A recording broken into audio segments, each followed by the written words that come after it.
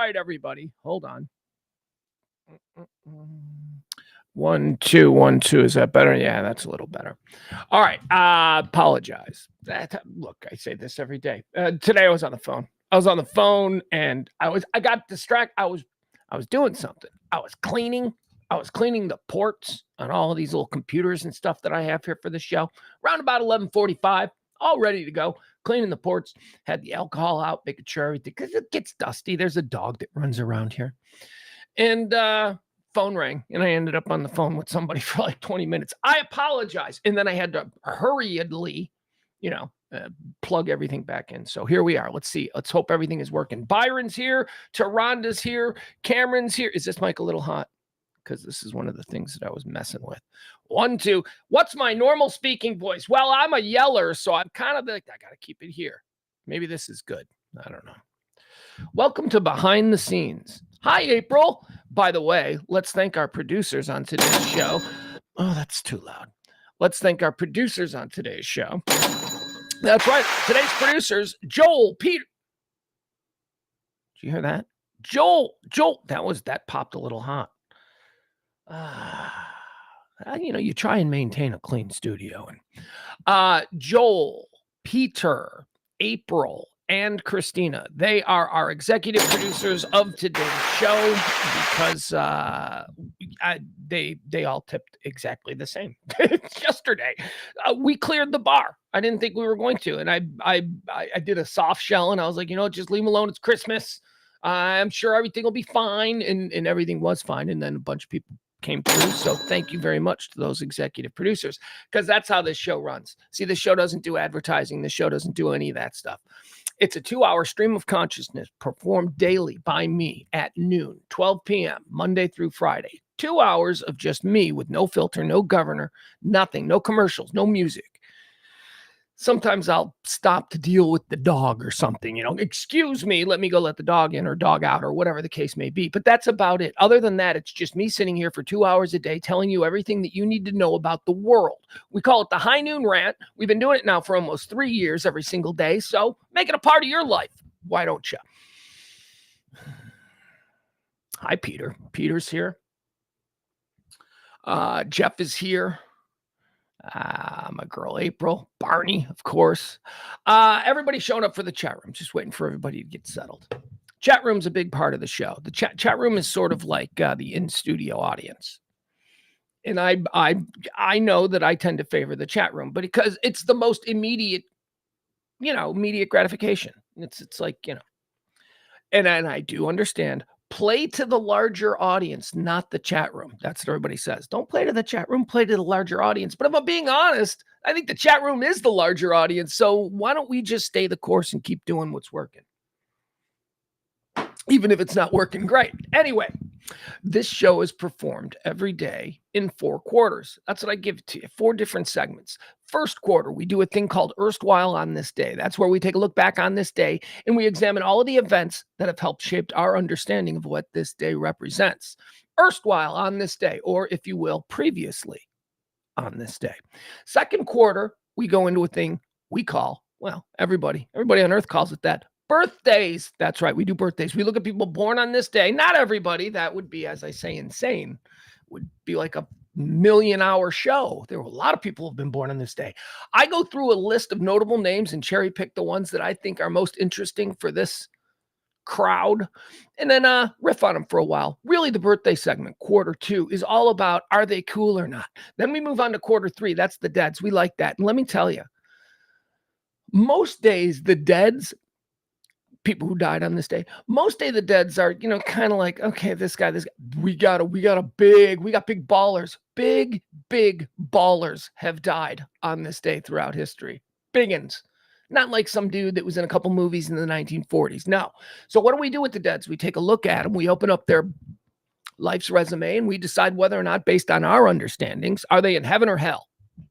That's how it goes. That's what we do. And we call it the deads. Okay, that's quarter 1, 2, and 3. Quarter 1, Erstwhile on this day. Quarter 2, birthdays. Quarter 3, the deads. Quarter 4, that's where we get into the trending topics, headlines, current events, whatever it is that is shaping today. we get into that. It's a current event show. It's a current events stream of consciousness show every day right here, radiomisfits.com.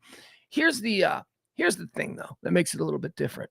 We are essentially attempting to do talk radio, a form of talk radio that doesn't exist anymore. What form of talk radio is that? It's the community-based, let's hang and talk about shit, but really let's not push buttons. Non-political, non-intentionally divisive. That's what we're trying to do here. So appreciate you joining me. Let's get started. What do you say? It is December the 5th. December 5th is the 339th day of the year. There are 26 days left until the end of the year. I'm having sort of an issue with my microphone. Does it sound okay to you guys? Because that's why I was cleaning everything. I was trying to figure out what's going on here. And it's like, I don't know, it feels like it's better this way, but this way it's right in my face. Hi, camera. So I don't know if that works. Something like this. I don't know. All right, what do you say we get started? The first segment of the show. Boom, boom. Hold on a second. Boom, boom. Bum, ba, ba, da, da. I'm sorry. It's going to take us a couple of minutes here to get into our flow. You know how that is. All right, let's get started. Erstwhile on this day. There you go. Let's take a look back at some of the events that have shaped our understanding of this day. Why? We're looking for an edge. We're looking for something that can maybe help us predict what's going to befall us in the coming hours, coming minutes, hell, coming seconds. Let's get into it. On this day, erstwhile, 1770. By the way, the new season of Fargo, I use erstwhile because they use erstwhile in the TV show Fargo. Erstwhile on Fargo. But this season, they're not using erstwhile. You know what they're using? And maybe we'll change the name of the segment. They're changing it to antecedently on Fargo. I'm like, yeah! Let's get the thesaurus out. Having some fun with words. So, for the purposes of this show, antecedently on this day. In 1770, the 29th Regiment of foot privates Hugh Montgomery and Matthew Kilroy are found guilty for the manslaughter of Crispus Attucks and Samuel Gray, respectively, in the Boston Massacre. All right, so this was sort of the jumping off point for all that would follow. And all that would follow? That's us! That's right! This is sort of the jumping off point for the American Revolution. It was the Boston Massacre. It was a situation where a number of British soldiers stationed in Boston, because it was a British colony, a number of British soldiers were besieged by a crowd of Bostonians who were upset about, well, you can guess, taxation without representation and all kinds of things. The Revolutionary War stuff. And the crowd started throwing stuff. So, like, imagine this in today's. Look at this story as I tell it to you through a lens built today, right? So what we essentially have here is a crowd of people in a poor neighborhood, because this was a bad part of Boston. That's why this person who was there, this detail of soldiers, were protecting a British dignitary who was in an office somewhere there. So they were standing outside the office. This crowd gathers. So again, looking at it through today, this was a crowd of cops, or this was a bunch of cops who got surrounded by a bunch of people in a poor neighborhood, and the people started throwing shit. It turned into sort of like a riot kind of situation. So the people just started throwing shit at the cops, and hey man, one of the cops got hit over the head with a club, and then he fired his gun, killing Crispus Attucks. And then another British soldier, just instinctively, without being ordered to do so, in fear for their lives, fired their own guns. Now, we know about this stuff. We know about the details of the Boston Massacre in detail because they were presented in court so eloquently by the great John Adams. That's right. John Adams was the defense attorney for the British soldiers in this case.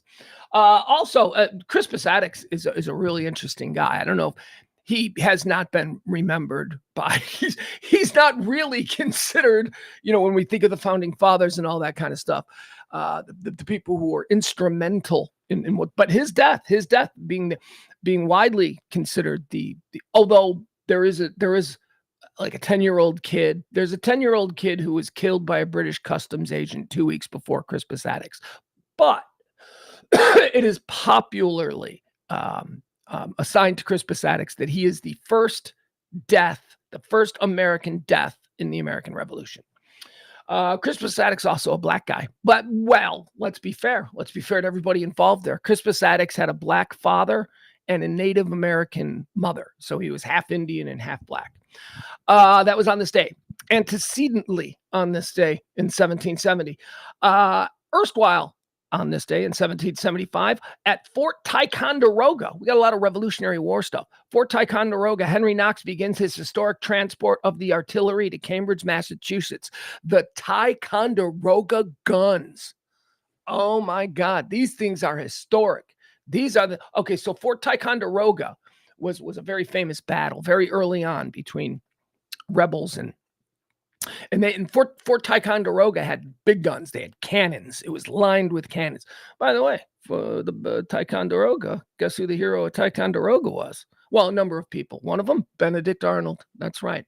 So they brought these guns from Fort Ticonderoga. They brought them to Cambridge, Massachusetts, and they aimed them at the harbor in Boston.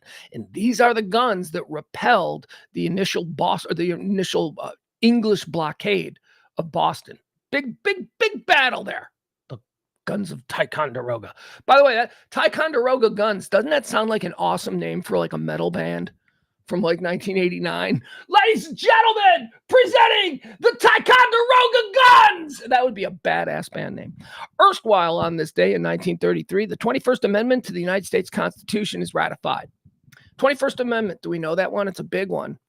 It's this one. It brought back booze. We like that one. The 21st Amendment.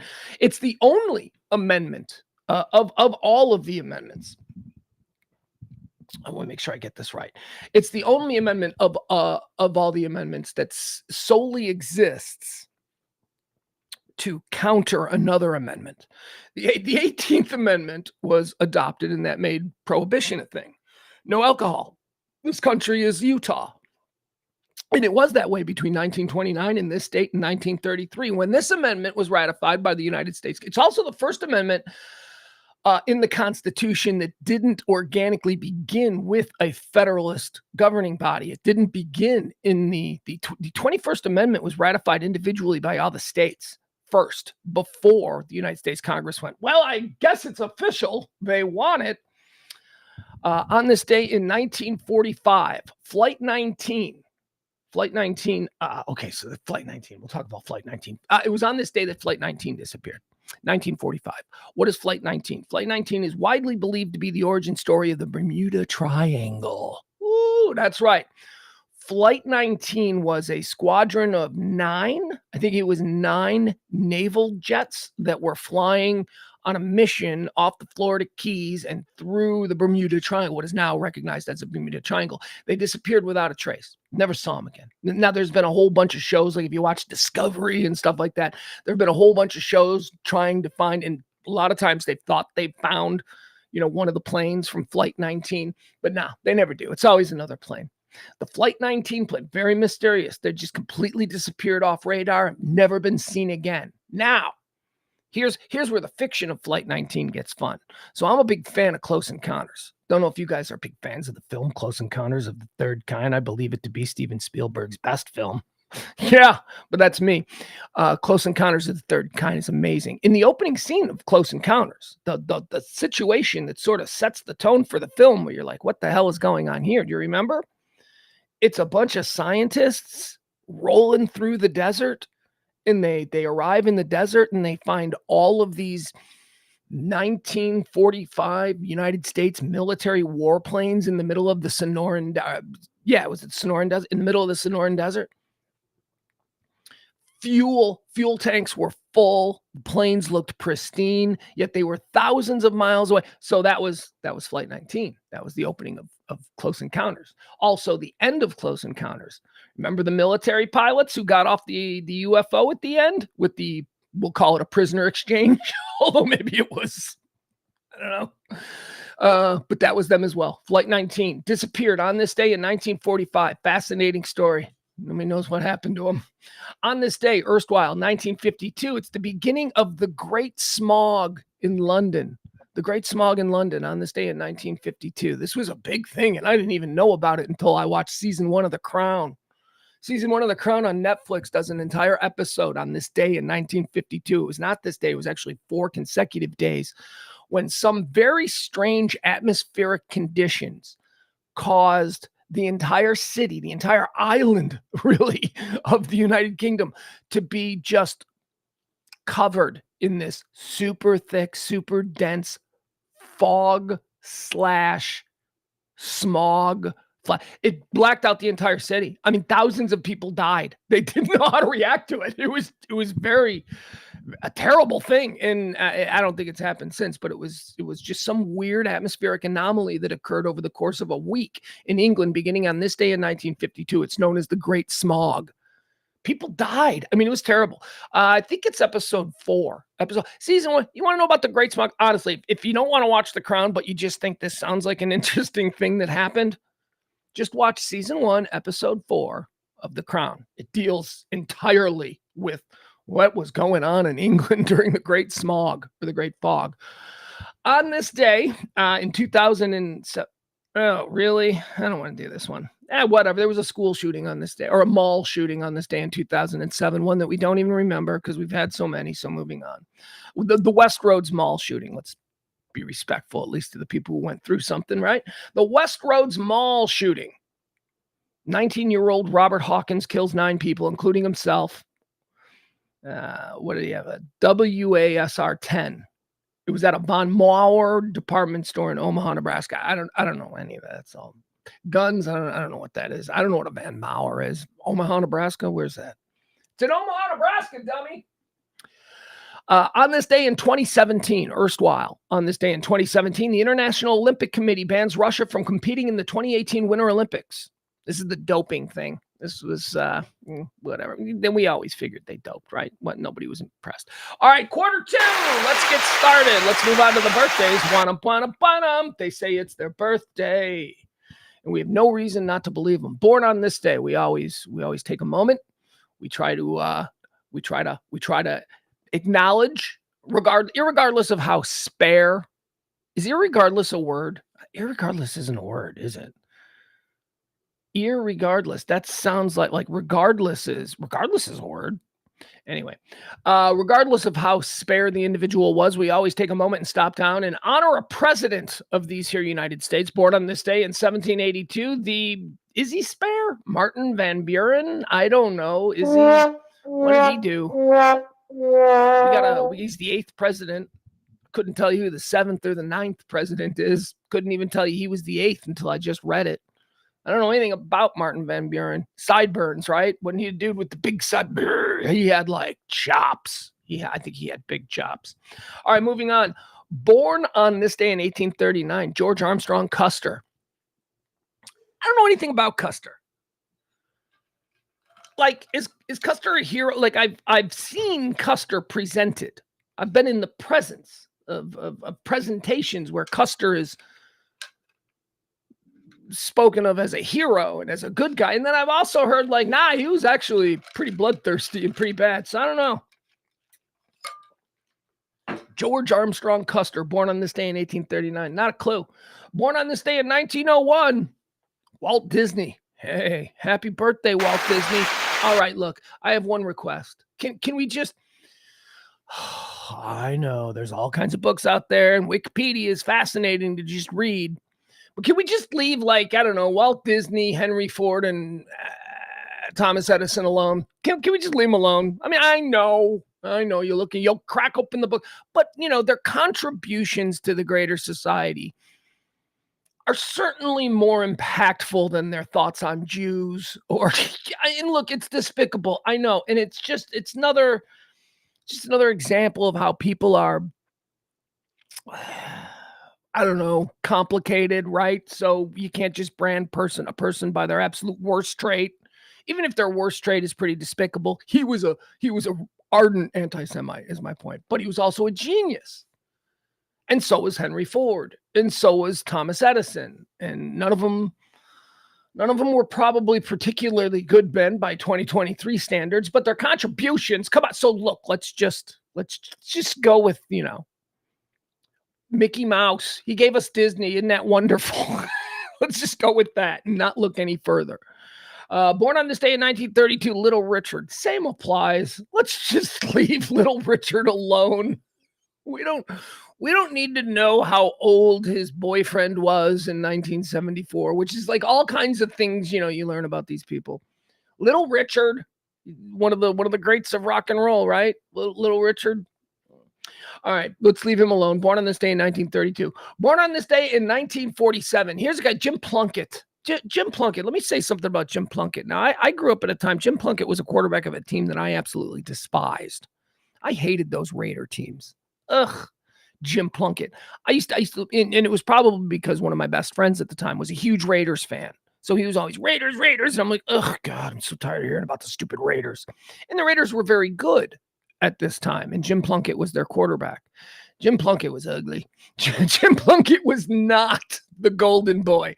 Jim Plunkett was like 180 degrees from the brand of quarterback that maybe a Tom Brady fits nicely into. Jim Plunkett was definitely a different kind of quarterback. But here's the thing, and this is disgusting. Jim Plunkett isn't in the Hall of Fame. Jim Plunkett is the only quarterback in NFL history with 2 Super Bowl wins, 2 Super Bowl rings, who's not in the Hall of Fame. Jim Plunkett deserves to be in the Hall of Fame. He absolutely does. He was a dominant quarterback. I don't know, dominant. You don't need this is the thing. You don't need a dominant quarterback to win Super Bowls. You need a good quarterback. That's all. If every team is looking for a Dan Marino don't win any Super Bowls. If every team is looking for the next Patrick Mahomes, an elite quarterback, there's going to be at least 29 teams that are really disappointed, because there's only at any given time in any era of football 3, maybe at most 4 Hall of Fame caliber quarterbacks. I mean, a lot of guys look like they're Hall of Fame quarterbacks in year 5 of their career, but then, anyway, Jim Plunkett deserves to be in the Hall of Fame. Happy birthday to Jim Plunkett. Born on this day in 1947. Born on this day in 1951. Morgan Brittany. Oh, my God, you guys. Morgan Brittany, let me tell you something about Morgan Brittany. Morgan Brittany is a very big player in the Hollywood Clone Factory, because Morgan Brittany came along at a time when the Hollywood Clone Factory was just at its apex. Cocaine was just running rampant throughout Hollywood. They were just cranking out any crazy idea, any derivative idea. There wasn't a lot of, well, a good example is, they produced 2 models, a brunette and a blonde, and they called it the Morgan Brittany and the Morgan Fairchild. There you go. And they were released at the exact same time. Morgan Brittany and Morgan Fairchild are the exact same person. They're just a blonde or a brunette. That's it. It's the only difference between the 2 of them. I could go on, as a matter of fact. So, all right, time out, everybody. All right, right now. Chat room, people listening to this show. This is going to be a monument. This is an important moment in this show. So you guys know I'm just fucking around, right, about the Hollywood Clone Factory thing, because I've been contacted on Facebook by people, one woman in particular, who doesn't seem to get that I'm just kind of riffing and just making up and just, I'm just creatively flowing when I talk about the Hollywood Clone Factory. So you guys know that. Okay, so this is the last time. You're my control group. So if this thing spins out of control and I become like a Q guy, you guys are my control group that knows that when I want to come back to the normal people, you can go, no, he was kidding the whole time. He just leaned into it when he saw stupid people started to follow him. So you guys right now in this moment, you're my control group. So I'm telling you that there is no Hollywood Clone Factory. But that is not stopping me from creating an entire YouTube channel. I spent a good hour and a half yesterday writing the origin story of the Hollywood Clone Factory, simply because someone on Facebook reached out and thought I was real and thought this Hollywood Clone Factory stuff was real. So you guys are going to help me. You guys are going to spread this shit, okay? You guys have to buy in as well. You're my control group. Now, we all here right now listening at this moment at 12:36 p.m. on December the 5th, 2023. We know that this is all a bit that we're gonna really launch hard in 2024. So I need you guys to be in on it. Don't any of you guys be dicks about it. You know what I mean? Like, don't, just because what if it gets successful? Like, what if suddenly, like, my YouTube channel's doing like, anyway. So last night I started to write the origin story of I'm sorry. I didn't start to write the origin story. I started to document the information that has been passed on to me. That's what I started to do last night. So now I'm openly talking about the information that was passed on to me by a man. Okay, so the origin story is great. So, not an origin story. The information that has been passed on to me about the real Hollywood Clone Factory was passed on to me by Robert Evans. Robert Evans, super producer, The Godfather, Chinatown, Love Story. That now everyone knows. I've talked about it a lot. I have documented Twitter exchanges. Robert Evans and I were friends before he died. I don't know, for some reason, he liked one of my tweets. I followed him. He followed me back. And then Robert Evans, super producer, and me, like at some point in 2018, are like sharing each other's stuff. Anyway, I was like one of the first people to follow him. That's what it was. I think that's what it was. So anyway, that lends credibility to the me talking about the actual events that led to the formation of Robert Evans was instrumental in the Hollywood Clone Factory. And he was actually blackballed from Hollywood when he threatened to go public. You could look it up. You can look at all this stuff. All this is based in the Hollywood Clone Factory was actually begun. Was it October 30th, 1959? I think. I don't know. I looked it all up. It was formed in the hours following the death of James Dean. That's right. It has to do with the death of James Dean. Hollywood producers all got together and went, we've got so much invested in this guy. He was supposed to be the face of a new generation of actors, and now he's gone. The death of James Dean. Death of James Dean was the origin story for the Hollywood Clone Factory. Anyway, there's more on that coming. But remember, right now, in this moment, you guys know Control Group. From this point forward, I will never admit that again, ever. And I know this video is going to be out there forever. So no matter how crazy the stunt gets, there is going to be proof out there that I admit that this is not real. And I need you guys to play along. I mean, don't be dicks about it. So anyway, from this point forward, Hollywood Clone Story is always real. Even if like we get into it with James and James starts pressing me because James doesn't listen to this show, so he has no idea at this moment that I'm admitting to you. So even if James is like, you don't really believe that, because I'm going to push hard on the nighttime show with my clone stories, okay? Just a warning. It's the 9 o'clock show that we do every night. 9 o'clock Central Standard Time, the Radio Misfits with myself and James Parker. All right, moving on. So Morgan Brittany's a clone. She's an important clone. I have a whole list of Morgan Brittany clones. I was making a list of clones last night. Holy crap. Do you have any idea how far back the Margot Robbie line of clones goes? The waif, it goes all the way back to Claudette Colbert. That's right. That's right. I was making these links of clones last night for the story. Oh, it's going to be fun. And I'm going to do individual YouTube videos on each Hollywood celebrity and who their clones throughout the generations have been. It's going to be big, people. And we're not going to use any music, so maybe I can monetize something on that stupid YouTube channel. All right, let's move on. Morgan Brittany. Born on this day in 1963, Dr. Dre. Nah, not that one. Nah, the other one. Remember how there were two? Remember in the 80s and 90s when people were having territorial wars over names? Like we had multiple Julie Browns. We had multiple Dr. Dre's as well. There was West Coast Dr. Dre, who was, of course, the Dr. Dre, the billionaire Dr. Dre. And then there was like East Coast Dr. Dre, who was partnered with Ed Lover. Remember Dr. Dre and Ed Lover? Yo MTV Raps? He's celebrating a birthday on this day in 1963, Dr. Dre. On this day in 1969, Catherine Tate. Oh my God. Catherine Tate, man. Catherine Tate was born on this day in 1969. Who's Catherine Tate? Catherine Tate kills me. Catherine Tate is one of the funniest women on the planet.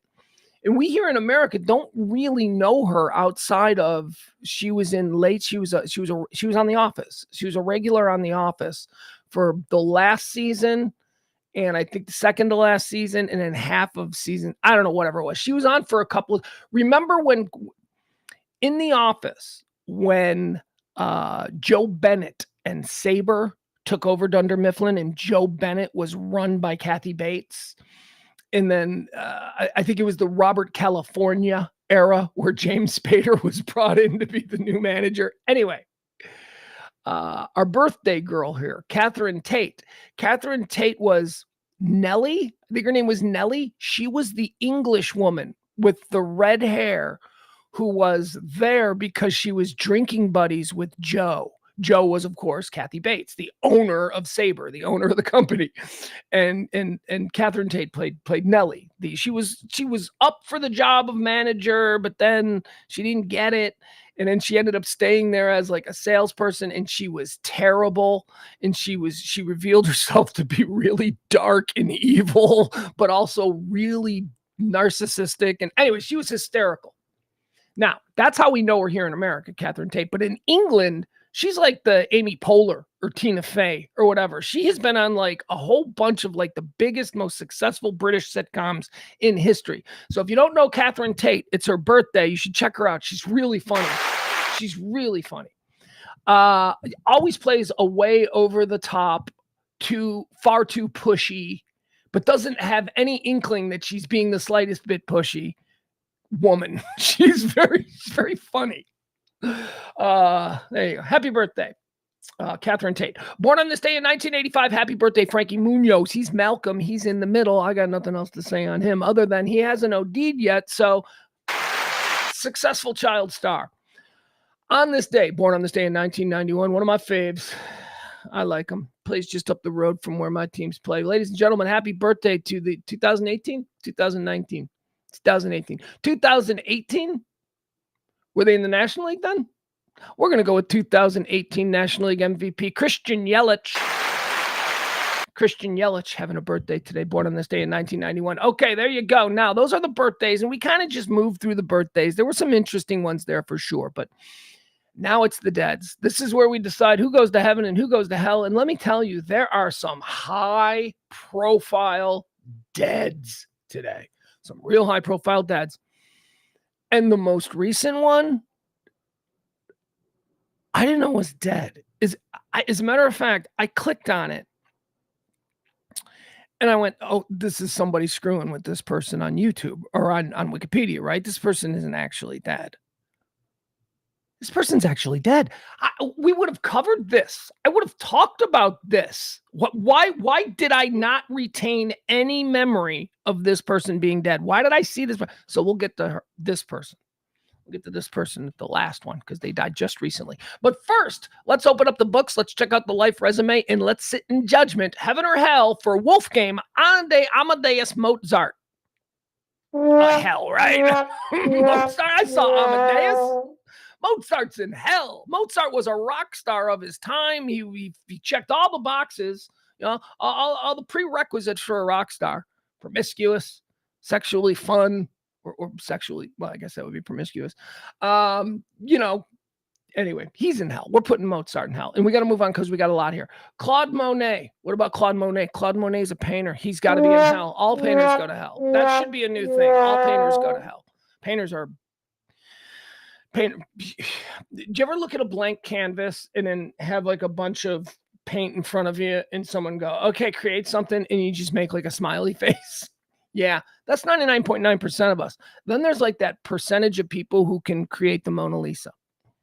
Those people are broken in their brains, at least by normal, everyday navigating civilized society standards. They're broken in their brain. So from now on, all artists go to hell. Claude Monet, get your ass in hell. Oh my God. There's a line forming in hell because we're putting this guy in there before we even mention his name.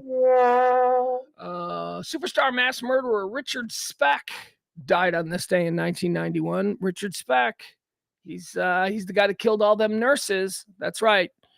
Richard Speck, one day in like, I don't know, was it 67, something like that, south side of Chicago, he broke into a nurse's dormitory at some nursing school and then like terrorized these nurses, murdered a whole bunch of them. He's a scum. He's a monster. Richard Speck is a monster. Before John Wayne Gacy, growing up in the Chicagoland area, before John Wayne Gacy, Richard Speck was the boogeyman. Richard Speck was the monster. Ooh, Richard Speck. And then get this. Here's a funny thing about Richard Speck. Oh, and there was a lot to be fun about because he lived his entire life at Stateville Prison in Joliet, which wasn't far from where I grew up. So we used to drive around Stateville, like late at night when you first get your driver's license and you don't really have to be home yet. And you're just like, can't go to bars or anything like that. And you're like, what do you want to do, guys? So you just drive around. So we used to drive around to freaky places so we used to drive up to Stateville prison and we'd pull right up to the gates and then they'd shine the big guard tower light on us. And then we'd whoop, whoop, whoop, whoop, whoop, we'd back up. And it was stupid because, who's to say we're not there trying to break somebody out and they just open fire on the car? But that never happened. And here's probably why. And this is the interesting thing about Richard Speck. Richard Speck was a known monster, slaughterer of nurses, but he'd been in prison for his entire life. I mean, he was convicted in 1969 or something. So he died in 91. So 30 years. But a friend of mine in high school, her dad was the warden at Stateville, and she lived in a house directly across the road from Stateville prison. And Richard Speck was like a handyman. I want to say she said Richard Speck painted her bedroom, which would be really weird. Anyway, Richard Speck somehow throughout the course of his time in prison turned into a party girl. Yeah, a party girl for some of the inmates. And famously, they made videos that were released. CBS News in Chicago did a big underground sting about the Richard Speck videos. You can probably find them on YouTube. Richard Speck, they made him get boobs like the other prisoners made Richard Speck get tits. So there's a video of him playing poker with a bunch of other inmates and he's shirtless and he's got boobs because he was their party girl toy, which is a good way for Richard Speck to have to spend, 30 years of his life. However, with that said, I can tell you that the person I knew whose dad was the warden at Stateville said her dad I don't know if liked Richard but Richard had some privileges at the prison because Richard never caused any problems. I mean, aside from the night where he slaughtered 8 nurses, aside from that, he was a model prisoner. So he got to do shit, be a handyman and go paint the warden's daughter's bedroom or whatever. I don't know. Just weird. But he's in hell. So let's move on from Richard Speck. Dead on this day in 2010, Dandy Don Meredith. It's you want to put Dandy Don in. All right. So look. So Dandy Don goes to heaven. Dandy Don's a good dude. Everybody loves Dandy Don. So Dandy Don, based on the criteria, we're going to put Dandy Don in heaven, right? But hold on. Does Dandy Don Meredith want to be in heaven? I don't think so. I mean, I think in principle he wants to be in heaven, but he wants heaven to have some of the fun elements of hell. Although, am I looking at this wrong? Because I'm looking at hell as being really hot, uncomfortable, painful. Your soul is eternally tortured, but also good parties. That's what I'm looking at hell as.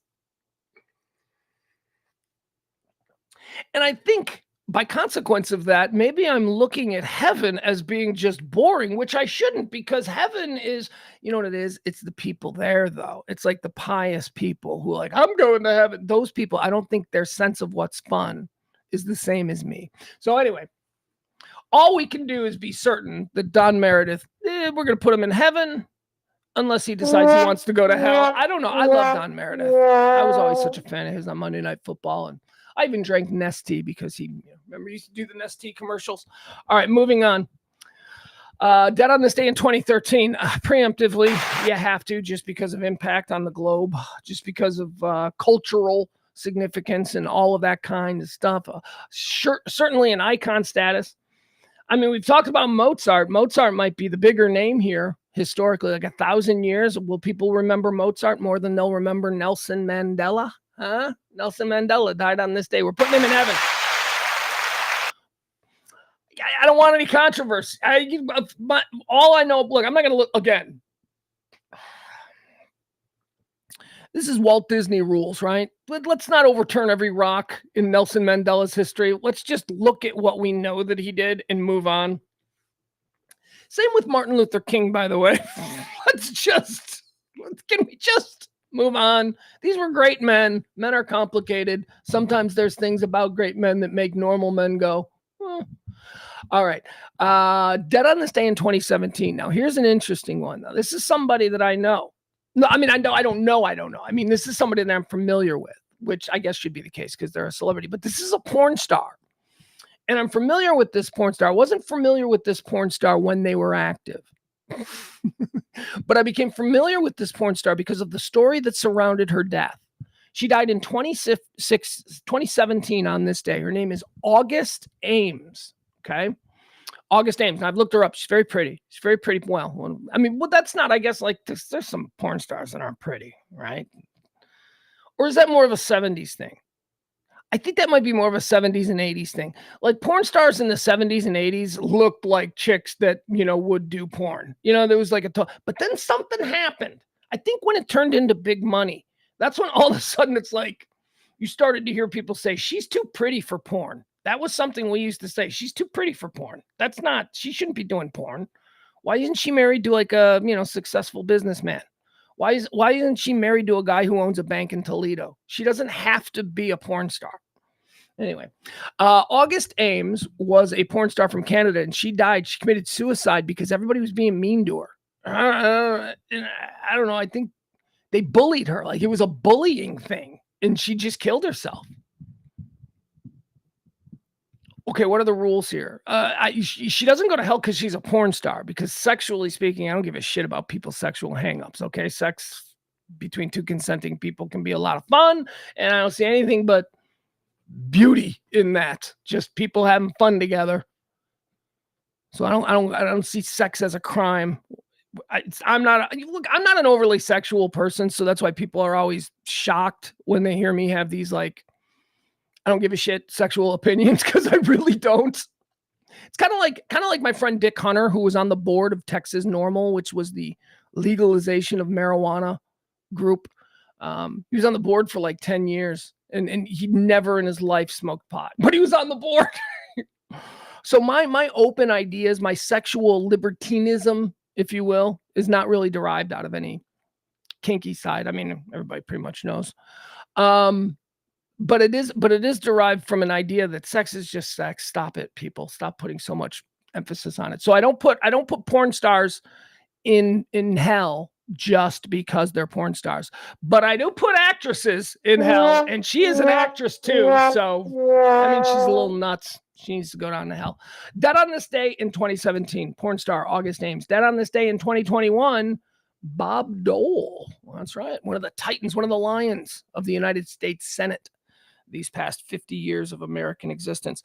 Bob Dole ran for president a bunch of times. Bob Dole, excuse me, Bob Dole had a dead arm. That was something that was kind of... Norm Macdonald used to imitate Bob Dole on Saturday Night Live. He was very funny. Bob Dole, politician, he's in hell. Okay. So now this brings me to the one that shocked me this morning. Shocked me. I thought this was a Wikipedia bit. I thought this was, oh no, this person is what? What's Wikipedia doing? It's somebody got something against this person. And I look at it and I'm reading it and I'm like, holy shit. Kirstie Alley is dead. I had no idea that Kirstie Alley of Cheers, Kirstie Alley of Look Who's Talking, I had no idea that Kirstie Alley died. Kirstie Alley died on this day in 2022. Did you guys know that? It's like, what else happened on this day in 2022 that maybe I didn't commit it to memory? Was there some other big thing that I was preoccupied with? And then when Kirstie Alley died, I was like, oh yeah, okay, I'll get to that later. And then never like committed that to memory. I don't know. Kirstie Alley is dead. She's of course in hell because she's an actress. But my God, I did not know that she was dead. Yeah, Peter, I looked it up. She died of cancer. I had no idea. Did you? I mean, am I the only one? She was a big star. She was an important part of American 90s culture. Kirstie Alley was a player for a period of time. And all of a sudden, she's gone. Dead of cancer. I had no idea. All right, folks, that's going to do it. Those are the dead people. So now we're going to, let's thank our producers on today's show. Our terrific producers of the High Noon Rant, executive producer Joel, Peter, April, and Christina. Also, I do not want to forget my boy Frankie. I always mention Frankie. Frankie likes to drop a buck or two every show. So he doesn't drop the bombs necessarily that win big tip of the day. But if we were to total Frankie up for the month, he'd be in there. So I got to figure out a way to represent and show my gratitude towards people like Frankie who just drop a little something every day or every couple days or whatever it is. It's not much, but it adds up, and he knows that, and I know that, and that's how tip works. So thank you to Frankie. But what a pain in the ass that is, dude. You don't have to do it every day. Like, I hope you're not entering your card numbers, and I guess you probably remembers it. Anyway, yeah, maybe it's not as hard as I think now that I think about it, but whatever. It's still, we do appreciate it. All right, let's get started with all the things that are happening today. This is the rundown of the headlines, the events, stuff shaping this very episode of December the 5th. So let's get started. We start with Israel and Hamas. I got nothing to report. They're still at war. Oh, shit. Hold on, guys. Sorry, I realized I didn't do something. We will do every day. Every day we will start something. Come on, you silly Billy. I guess it's the big global story. So I'll try to find something. But today it's war. There's ceasefire. They're negotiating.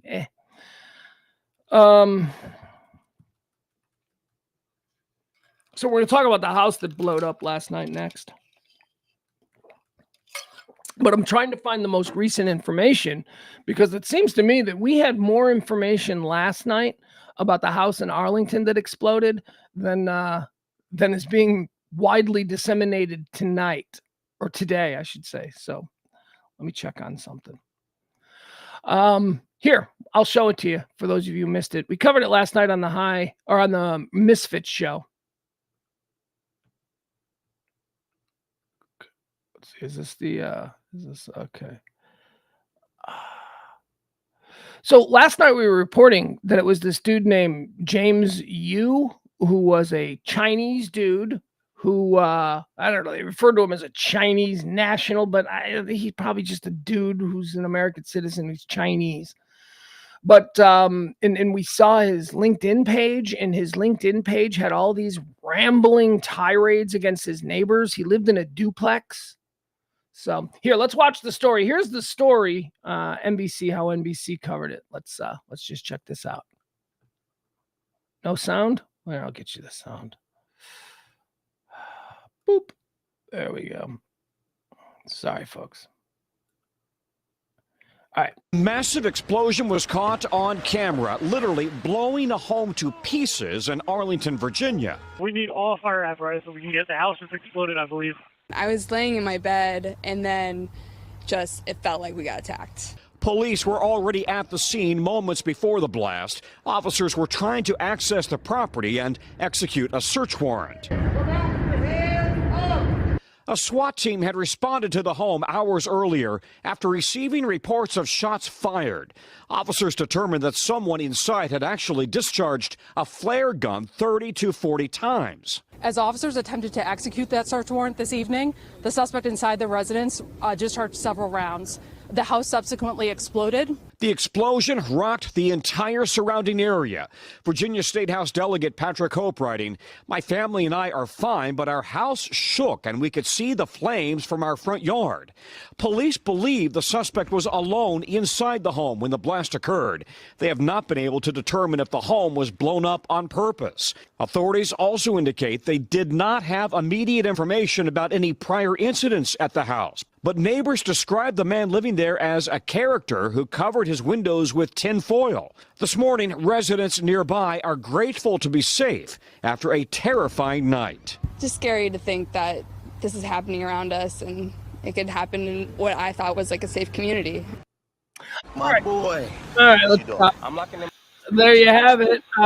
Nothing about the neighbors. It was a duplex. We saw the entire structure explode.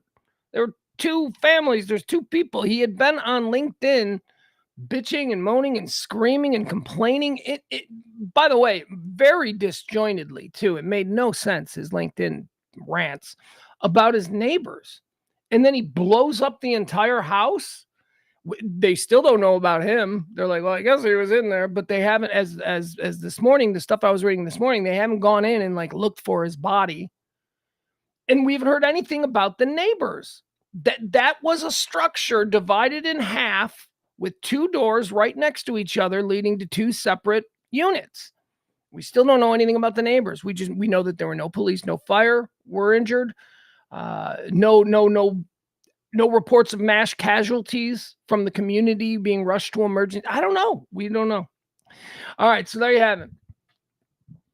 Pretty. Look, on a completely psychotic level, kind of pimp though.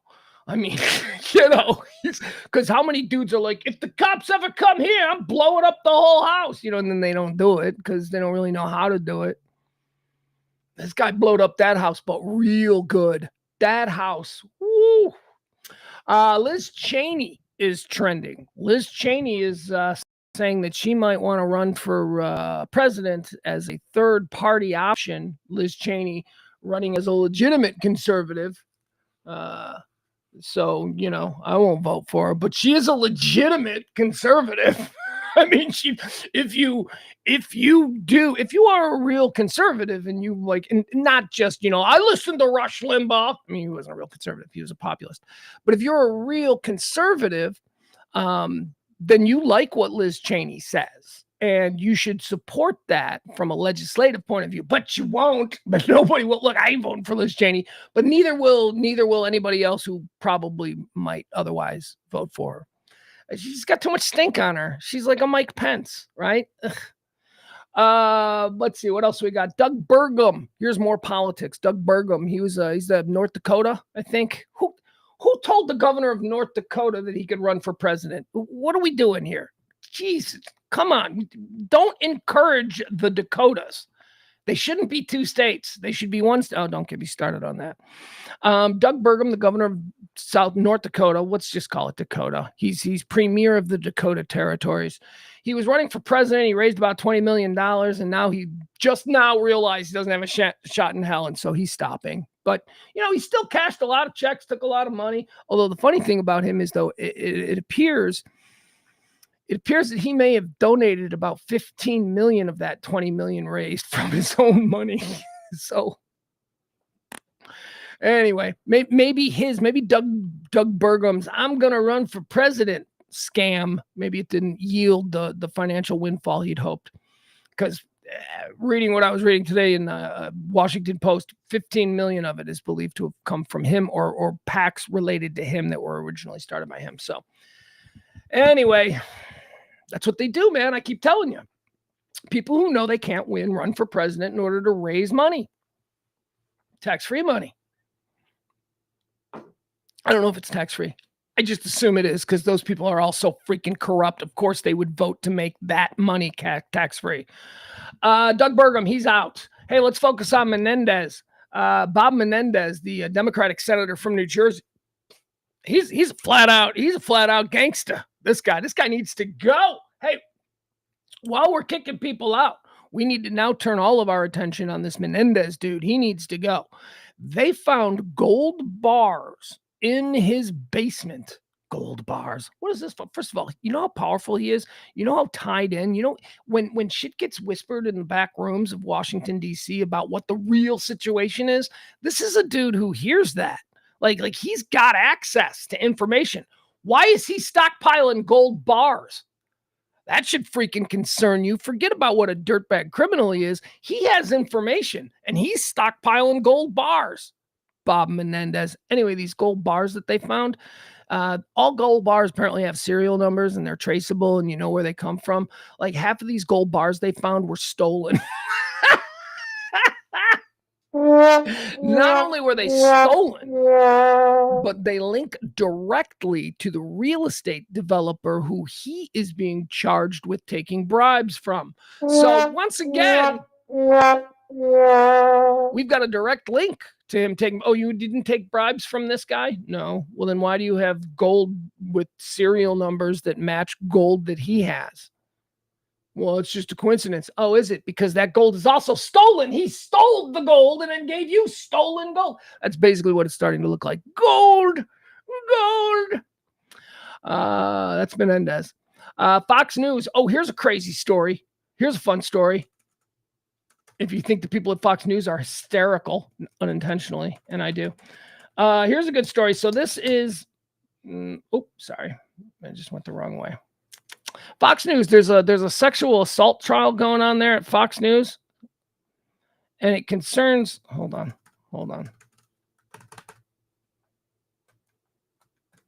I can't get this to work now. Isn't that a shitty situation I'm dealing with?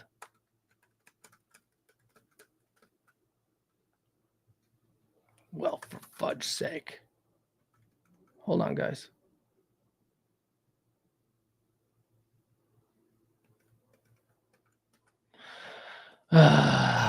You know, there we go. All right. Shouldn't take that long, but it did. So here we are. And it's still not working. That's me clicking on the link. I don't understand. It's why this is happening. It's only with the computer that I use primarily to execute the show, so that's dangerous. A former Fox News employee has sued the network and a top producer for former primetime star Tucker Carlson, alleging that the senior staffer sexually assaulted and harassed him after promising to help advance his career. This is a sexual assault claim being levied against Tucker Carlson's executive producer, the guy who's now basically Tucker Carlson's right-hand guy.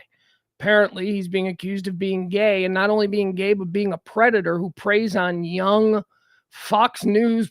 Here's the story.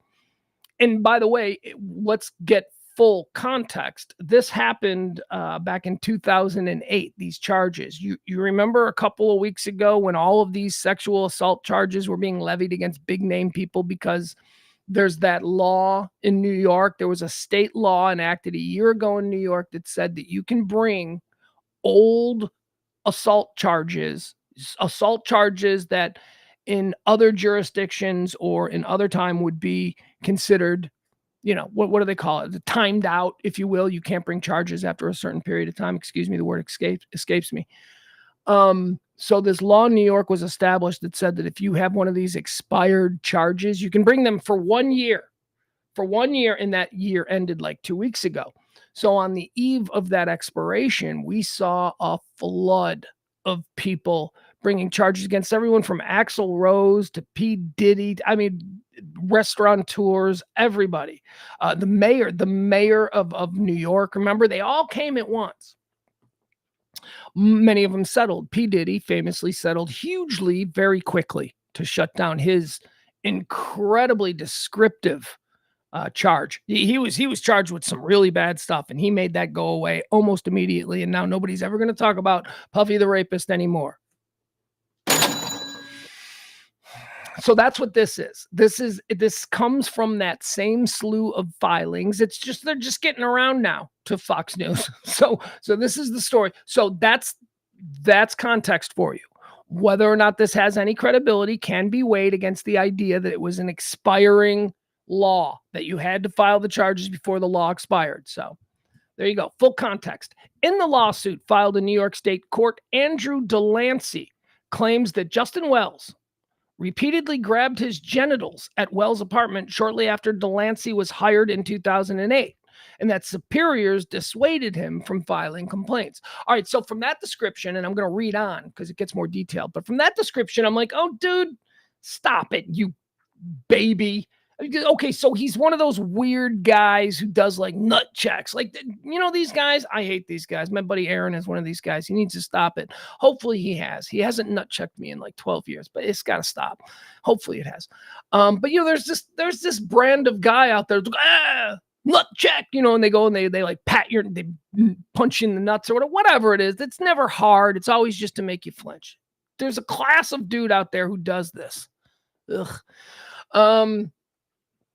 So maybe that's it, right? I'm reading what do you mean grabbed your genitals? Is he just one of these douchebaggy frat guys who's like, nut check, right? So that's what I'm thinking now. No, that's not what this charge is.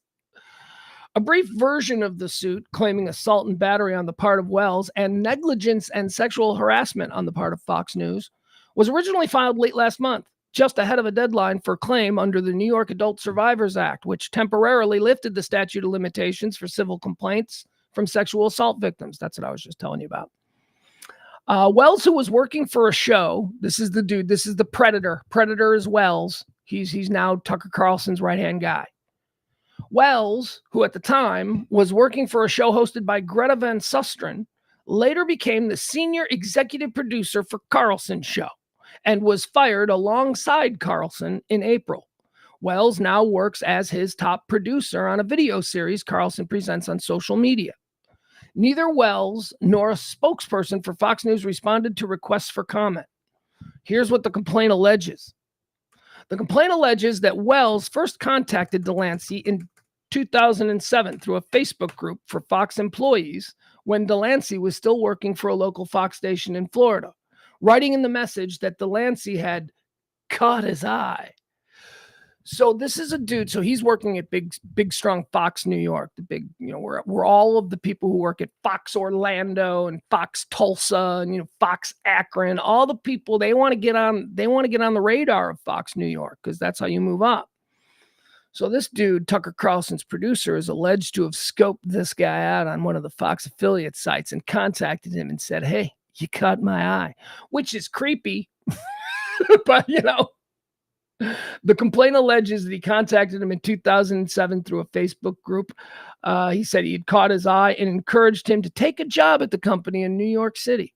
Delancey eventually did take the job at Fox.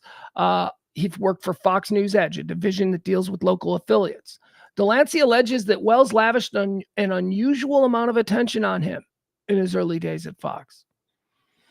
Giving him personal monogrammed pencils and notebooks with Fox branding and promising to help him learn the ropes. All right, if I ever get a job, all right, first of all, this isn't going to happen to me because look at me. But I don't know who this Delancey dude is. This Delancey, he might be like a cutie little Twinkie. You know what I mean? He might be like, he might be better looking than me. So maybe he has different experiences. But I can tell you this. If a dude started to, "Hey, you caught my eye and you should come to New York," and then I take the job in New York, and then he like shows up my first day and he's got monogram pencils with my name on it and shit. I'm thinking, okay. I mean, am I gay in this? I'm not gay. Okay, this is me. So I'm like, okay, this dude thinks I'm gay. That would be my thought. I think this Delancey guy also might be gay. I think that's what's going on here. I think this Delancey guy might be gay, and Tucker Carlson's producer has a wife. You know what I mean? He's like Elton John gay at the moment. Remember Elton John in the 80s? Remember he went through a bad divorce from a woman, and he wrote that song, "I'm Still Standing," like he was ready for love with another woman again. Yeah, that was before he came out. "I'm still standing." So that's what I think is going on here. I think the big crime, I think the big pain for this Fox News producer is that he's being outed as possibly gay. All right, so he gave him pencils, and he told him he promised to help him learn the ropes at the cable news giant. When Delancey is the handsome little twink that I'm imagining. When Delancey complained that he couldn't afford to live in New York on an entry-level salary, Wells then helped him secure an interview at another network. So he's really taking an interest in his career. Less than a month after Delancey started at Fox, Wells invited him to meet other Fox colleagues at a gay bar. All right, so it's like, so that's it. So I don't know, at a gay bar. Wells, this Tucker Carlson's producer, Wells allegedly insisted that the pair first drink at Wells' apartment, where Delancey claims Wells easily overpowered him, forcing him onto the bed and grabbing his genitals while forcing his tongue down his throat. Out of nowhere, Wells aggressively pushes Mr. Delancey onto the bed, where he violently forced his tongue into Mr. Delancey's mouth. Ugh. That's my big problem with being like, I'm not gay, but like I can see like a dude, like a naked guy. Like if a naked dude just walked in and stood here in front of me, there's nothing gay about going, yeah, that's a dick. It's a dude. I've been in the locker room before. It ain't a big deal. Right? Like I'm okay with that. And they're like, "Hey, you want to touch it?" And I'm like, well, I mean, not for sexual reasons, but if I was like a doctor or something, I don't know. I'm not grossed out by that stuff. But something that I do have a hang up about that I don't think I could like make out with another guy. That's like the deal breaker. Like prison, like if I'm in prison, like prison rules, I don't know. let's not talk about prison rules, okay? Honestly, I think I could probably survive like a 5-year prison stint without needing sex. But, anything longer than that, who knows? Point is this. I don't think I could kiss another guy. I think that would be rough on me. Anyway, moving on. So that's the whole thing here. So Tucker Carlson's producer is being accused of being gay and a predator, and that's fun. That's fun. All right, let's move on. Let's move on.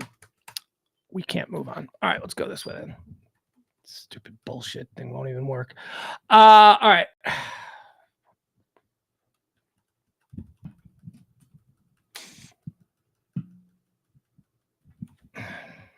Sorry, you guys.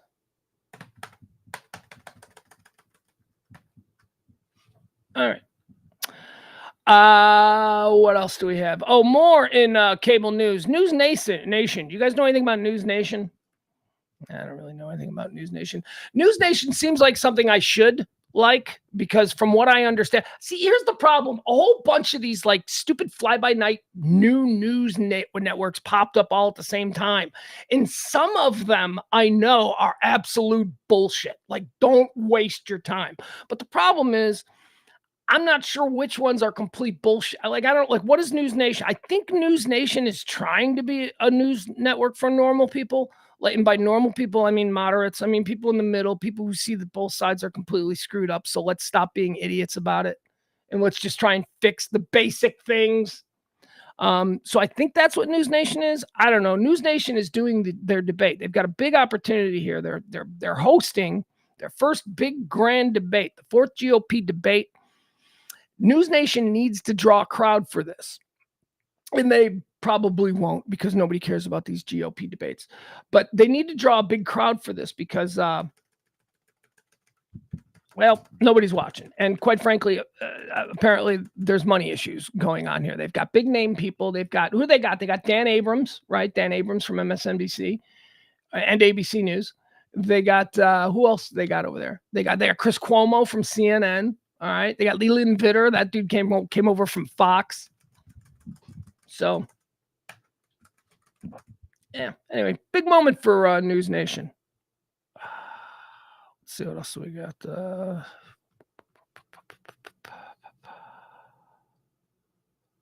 Byron says you'll kiss him because you'll love him. What are you talking about, my celly? I might form some kind of emotional bond to my celly. I still don't know if I want to kiss him though. I don't want to kiss a guy. I once made out with a girl who I thought had like a mustache. Like you ever do that? Like you feel like it felt weird. That was really disturbing to me. That's why I don't know that I could. I don't know. Moving on. All right. We got a spy. Did you see this? A spy got busted. This was a spy from inside our diplomatic corps. The Justice Department unsealed charges Monday against a retired ambassador, accusing him of being a clandestine agent for decades, allegedly betraying his country by acting on behalf of Cuba's spy agency. The arrest of Manuel Roca, 73, capped a year-long undercover sting operation in which an FBI agent pretending to be a Cuban intelligence operative secretly recorded Roca making incriminating statements about his life of diplomatic deception. See, and these are the people who are there forever, because you can't just blow out the diplomatic corps. See, a lot of times you're like, let's just fire everybody in Washington. No, you can't fire everybody in Washington. You fire everybody in Washington, nobody is going to know where you keep the toilet paper. Nobody. Everybody's going to be like, we fired everybody. And like, where's the toilet paper? We're out of toilet paper in the men's room. They'll be like, I don't know. We fired the one girl because, politics, because she was obviously a lib. You can't just fire everybody. There are people who have careers that make the government run. They're perfunctory, they're clerks, they're all these kinds of things. One of the major parts of that is the diplomatic corps. You can't just turn over the diplomatic corps. You can turn over ambassadorships, for sure. Absolutely. You appoint, that's one of the great things of being president. You get to appoint your friends to highfalutin diplomatic jobs in cool locations around the globe. But the diplomatic corps that is underneath them, they stay in place. That's what this guy was. This guy was there forever. How long was he there? Decades, it says. Decades. So he apparently was spying for Cuba, and he was in the American diplomatic corps. This should be a bigger story. I mean, well, there's probably more to it. So we shall see. Let's see. Attorney General Merrick Garland called the Roque case one of the highest reaching and longest lasting infiltrations of the United States government by a foreign agent. Adding that in those secretly recorded conversations, Roca repeatedly referred to the United States as the enemy. Fuck this guy. The news of Roca's alleged duplicity stunned his friends and colleagues in the United States. Academic global assessment is trending. Academic global assessment. Now, you know what this is? This is a little thing that oh,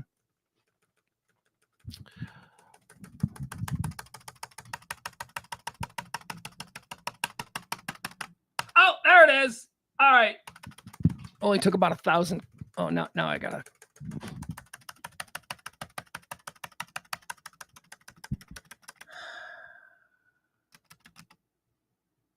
Oh my goodness. Hold on, guys. Sorry, I'm having. This is fun.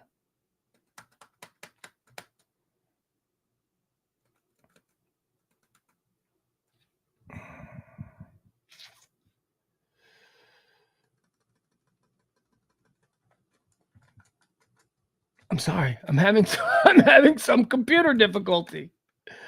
And it has nothing to do with the show or the stream. This is the computer that is totally unrelated to all that. The one that I rely on for my... Oh, how did that work? Somehow that shit. So I just did one thing differently and now it worked. It says here, U.S. students' math scores plunge in global education assessment. Our kids are dumb, man. Our kids are dumb and they're falling behind. So I don't really care about, the details of this other than we're not number one. We should be number one in math. We're not. Math is the most important one. We kind of suck at math. U.S. students lag behind their peers in many industrialized countries when it comes to math. This according to results of the global exam released on Tuesday. U.S. students saw a 13-point drop in their 2022 program for international student assessment. So what this basically means is that we did the pandemic wrong. That our kids are now falling behind the rest of the world who also had remote education and all that kind of shit. Why is it that our students, because don't say, well, it was the pandemic. Yeah, they had the pandemic in Finland as well. Look what I just did.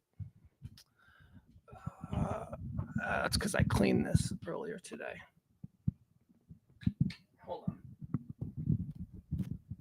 Hold on.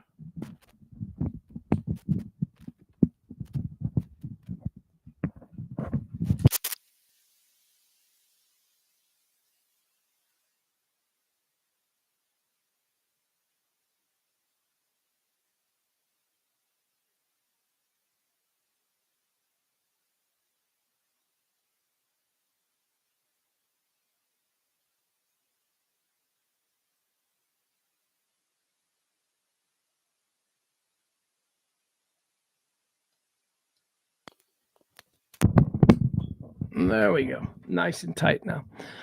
I didn't tighten it enough. Remember earlier today, I said I was trying to clean everything and make sure that everything looks good. All right. U.S. students lag behind their peers in many industrialized countries when it comes to math, according to results of global exams. U.S. students saw a 13-point drop in 2022. 2022 math scores were not only lower than it was in 2012, but it was also among the lowest ever measured by PISA in mathematics for the United States. So it's our worth. These kids are getting the worst. While the U.S. scored below the average in math, it did manage to score above the average in reading and science. All right, that's good. That's good. But math is the most important one. Math is the absolute. Math is the building block of everything else. We have to lead the world in math. So you're probably thinking like, oh, who's leading the world? Probably some little Japanese kids or something, right? And that always the default. Because aren't Asian kids in school, when I went to school, and we had a lot of Asian kids. We had the ethnicities of my classmates were all Irish, Filipino, Italian, Polish, and German. That was basically it. That was basically every kid I went to school with was that. The Asian kids were always really smart. And they always played violin in the orchestra. Stereotype? I don't know. It was just a fact. It's just what I witnessed. So let's go through the list. So here are the list of the countries that did the absolute best Show me the list. Ba-ba-ba-ba. All right. So here are the countries whose kids did the best with math. Ready? Canada. There's no excuse for Canada to be number one in the world. And honestly, America, we should be looking over our shoulder, because if Canada is now creating the next gen, look, we used to rely on Canada for comedy. That was basically it, comedy. Now math, Canada is number one. You know who's number two? Denmark. And you know who's number three? Finland. That's right, Denmark and Finland. Vikings who know math. That's what's coming for the world. That's the future. Number one, Canada. Number two, Denmark. Number three, Finland. These are the countries that have the best math scores, the kids with the best math. Now we get into an obvious one, Hong Kong. Hong Kong comes in fourth after Canada, Denmark, and Finland. Hong Kong, yeah, I imagine. Yeah, I can see that. Didn't they invent counting? I'm going to say Hong Kong is Chinese, but didn't the Chinese invent counting? Abacus, is that Chinese? I have no idea. Anyway, moving on. Here's the shocker. So number one is Canada. Number two is Denmark. Number three is Finland. Number four is Hong Kong. Number five. Do you know what the number five nation in the world whose kids are best at math? Ladies and gentlemen, I give you Ireland. Hey! I just assume Irish schools suck. I don't know. I just assume it's a bunch of kids being raised by alcoholic parents in hovels. But no, Ireland comes in at number five. So that's your top five countries whose kids are the brainiest when it comes to math. Canada, Denmark, Finland, Hong Kong, and Ireland. The rest of the top 10, Japan, Korea, Latvia, Macau, and the United Kingdom. So there you have it. Those are the countries that are kicking ass when it comes to the math. What else do we have here? Ireland. Okay, so this is a problem. I predicted this, you guys. Come on, God, give me the story. We're gonna do this for every story.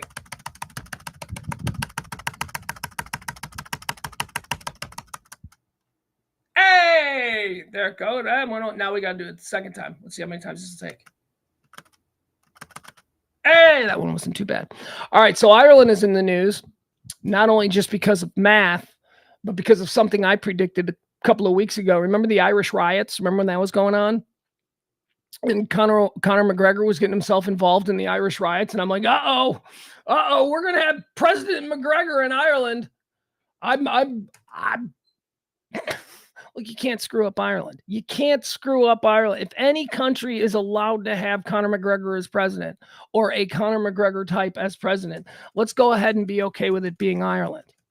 The British have been trying to screw up Ireland for 1,000 years, and it hasn't happened. Those people just keep going on. So here's the story. Controversial MMA fighter criticizes his potential rivals for the Irish presidency. Conor McGregor hints at presidential election bid in 2025.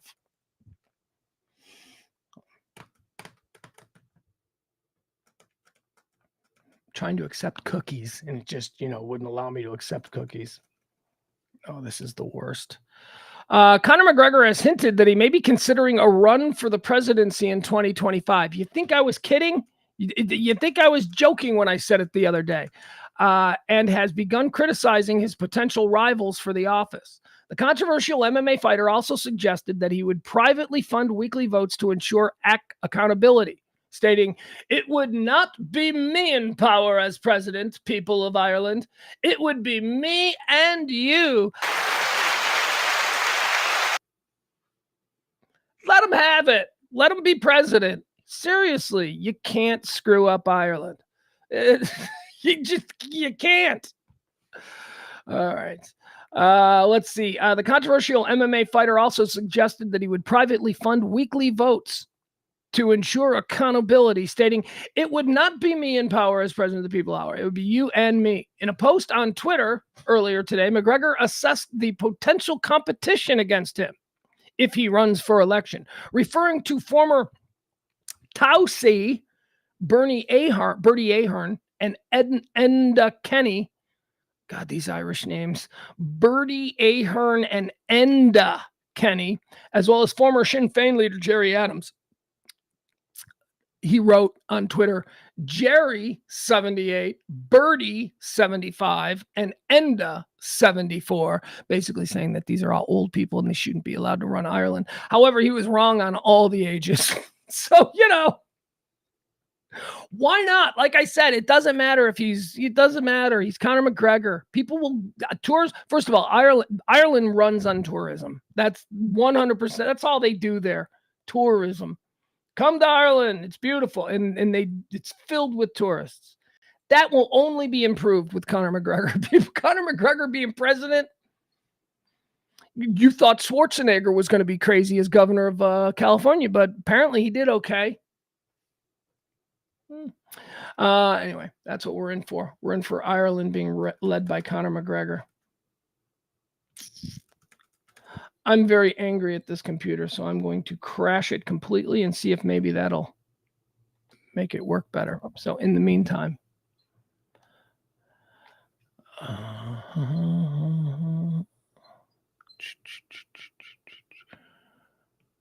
what else do we have here?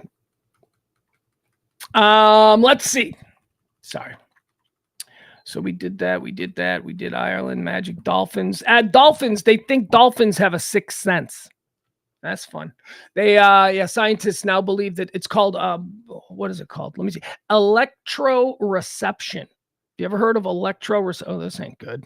Hold on. I just rebooted my little garbage computer and it just gave me that blue screen for a moment. And that scared me. Yeah, this computer's on its last legs.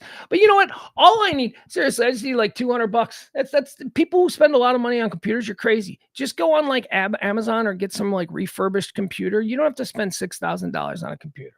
I mean, look, you should probably spend good money on a computer if you're trying to do something where your income is dependent on it. Like, the Radio Misfits folks, they provide this show with like the best. So I don't want anybody to think that when I'm complaining about my current situation with this my personal computer that I use, that's a me thing. That's not, the show is streaming just fine.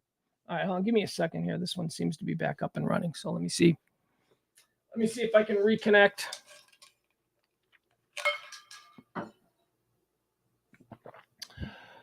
Oh, come on.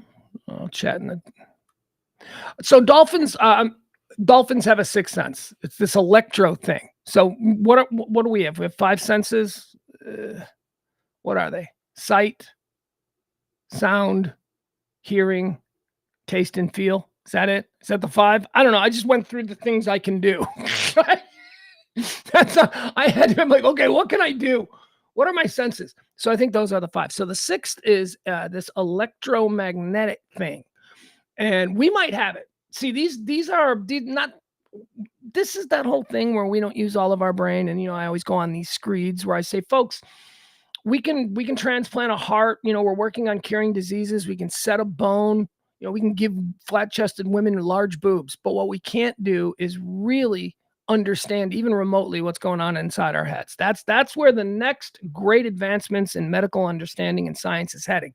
The understanding of and the psychology of the human mind, the brain, how we work, our emotionals, how we govern all of that stuff. So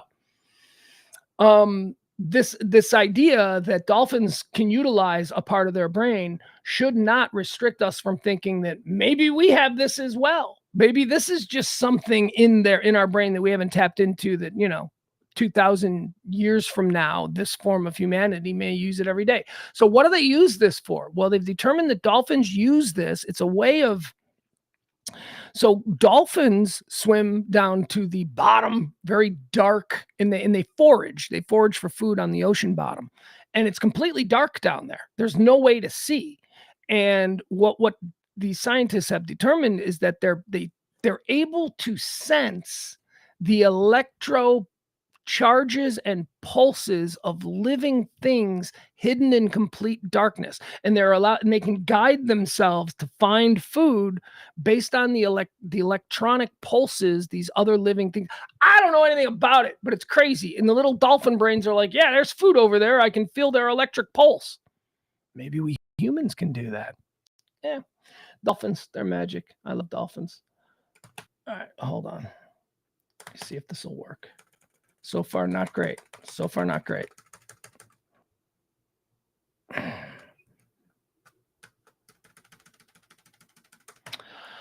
right, so I'm going to have to figure something out. Oh, that one kind of worked.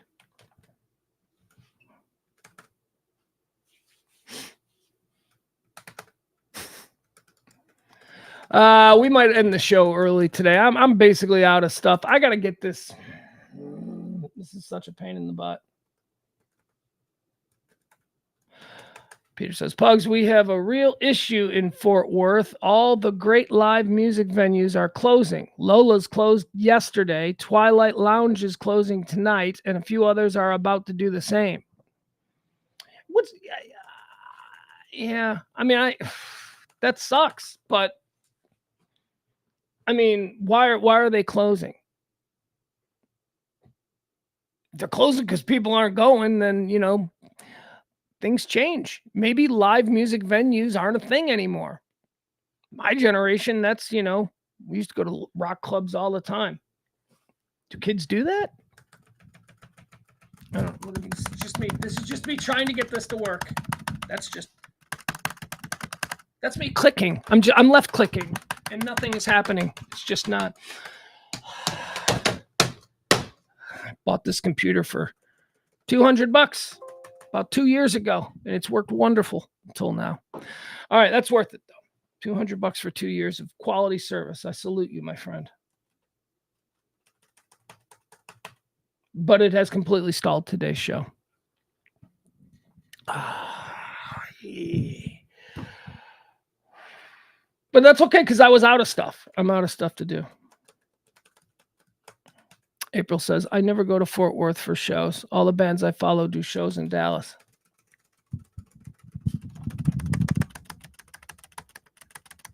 I think at some point I'm just going to have to throw this computer out, right? Oh, look, it just opened the window I wanted. I only had to left click 1,000 times. No, I've got to. There you go. I don't know. I'm such a baby.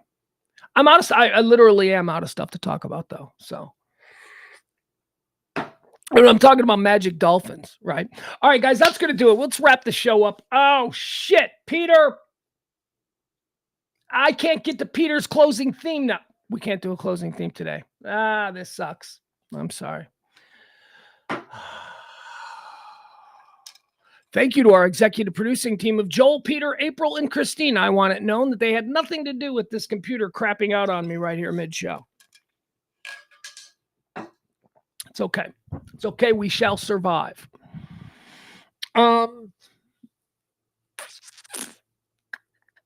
We'll have everything settled. We'll have everything fixed up and settled for the 9 o'clock show, I promise. Or I'll just have another way of doing it. I'm thinking maybe I can do it this way. Maybe I can just do it off my phone. Maybe I don't need this full thing. Anyway, we'll see. We'll see how that all works out. It's awkward now. How do I close the show without a theme? I can't get to the theme because of something I did. I'm so sorry, Peter. Let's not make this a thing, okay? I'm so sorry. We all love Peter's closing theme, and we're gonna play it. I mean, I don't know if we're always going to play, but I just can't do it now. So please forgive me. I'm so sorry. Your efforts are greatly appreciated. All right, guys, that's it. See, now we got to figure out a way to close the show. Because this way kind of sucks. Bye.